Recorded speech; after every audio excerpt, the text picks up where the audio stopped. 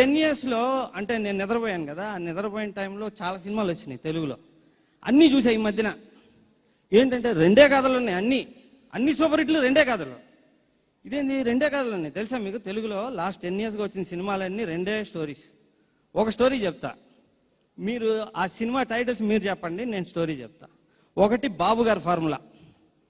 బాబుగారి formula అంటే ఏంటంటే, ఒక హీరో గారు ఒక ఊర్లోకి వస్తాడు, వేరే ఊరు నుంచి ఈ ఊర్లోకి వస్తాడు.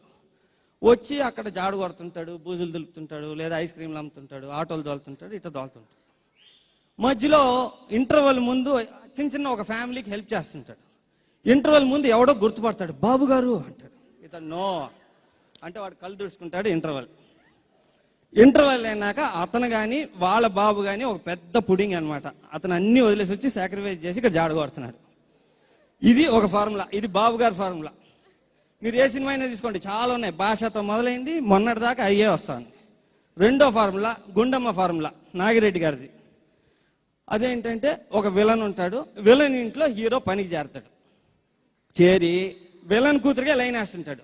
ఈ విలన్ ఎంత సన్నాసి అంటే కూతురికి లైన్ వేస్తుంటే కూడా అడిగి తెలియదు. మామూలుగా మనం ఏం చేస్తాం, వయసులో ఉన్న పిల్ల ఇంట్లో ఉంటే వయసులో ఉండే కుర్రాళ్ళని గేట్లోకి కూడా రానియం, వీడు ఇంట్లో పెట్టుకుని ఉంటాడు. ఈ 10 ఏళ్ళుగా ఇదే సినిమా వస్తుంది. వాడి ఇంట్లో నుండి ఈ కూతురికి లైన్ వేస్తుంటాడు. ఇంట్లో ఒకటి గుర్తుపడుతుంటాడు, వాడికి నోరో కాలో పడిపోయి ఉంటుంది.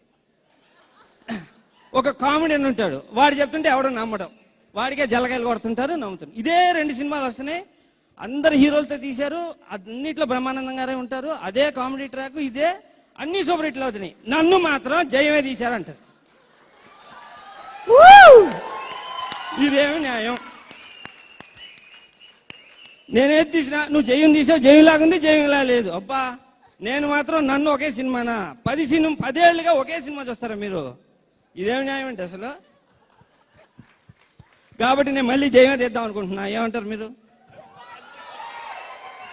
కాదు, జయం కాదు, ఇది వేరే సినిమా, వేరే కదా. తెలుగులో వరుసగా సినిమాలు చూసి అసలు నాకే కన్ఫ్యూజన్ వచ్చేసింది. ఏంటి చూసిన సినిమా ఎట్ట చూస్తున్నారు, చూసిన కదే ఎట్ట చూస్తున్నారు, అన్ని సూపర్ అని చెప్తున్నారు, రివ్యూలు ఫ్యాంటాస్టిక్ రాస్తున్నారు. 3.5, 4.5, 5.5 స్టార్స్, 5తో ఆపుతున్నారు. మళ్ళీ ఒకవేళ వీలుంటే 6 కూడా ఇచ్చేస్తారు. అదే కదా, ఎవడు ఇదే కథ 20 సార్లు వచ్చిందని ఒక్కడు కూడా రాయట్లేదే. నన్ను మాత్రం జయమే మళ్ళీ తీసాడండి.